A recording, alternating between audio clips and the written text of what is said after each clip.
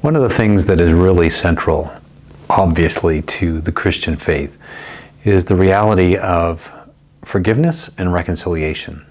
We proclaim in the gospel that we, as individuals, are forgiven by the merits of the blood of Jesus shed for us on the cross, and therefore reconciled to God and brought home ultimately to be in relationship with God the Father. And really, that's the heart of the Christian message. And not only is the message of reconciliation and forgiveness for ourselves towards God, but it is at the heart also of the gospel as we relate to one another.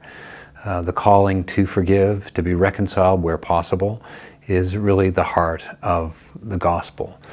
The difficulty is that sometimes we are inclined not to forgive and not to be reconciled. There are a lot of reasons for that.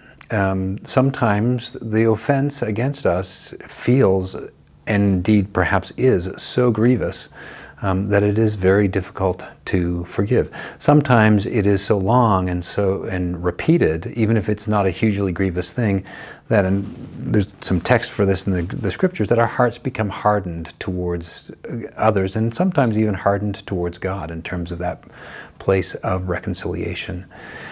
Culturally, we don't live in an environment of forgiveness and reconciliation. We are in an environment of writing off, where we just say, well, somebody did this or did that, and therefore we can write them off as a person. We are not, we do not have that advantage or privilege as Christians to write anybody off. And there is this invitation always to come to this place of forgiveness, to eschew our hardness of heart and join in the gospel. Well, how do we do that?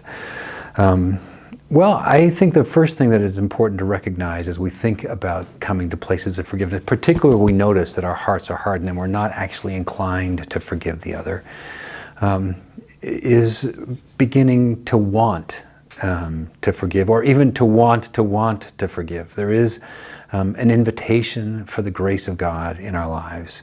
So Lord, I notice that I've developed this hardness of heart towards this person, or even this group of people, or even this perspective, or whatever it is. I've noticed that I am not inclined to want to be in relationship with. Lord, would you change my heart? Would you soften my heart? Would you get me to the point where at the very least I want to forgive? That my heart might be softened. Hardness of heart really keeps us indeed from the reality of the gospel, not only in our relationship with God, but ultimately in our relationship with others.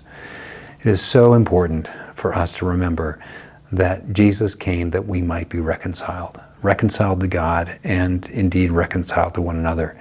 And it is by His grace and by His blood that the power for that is to happen.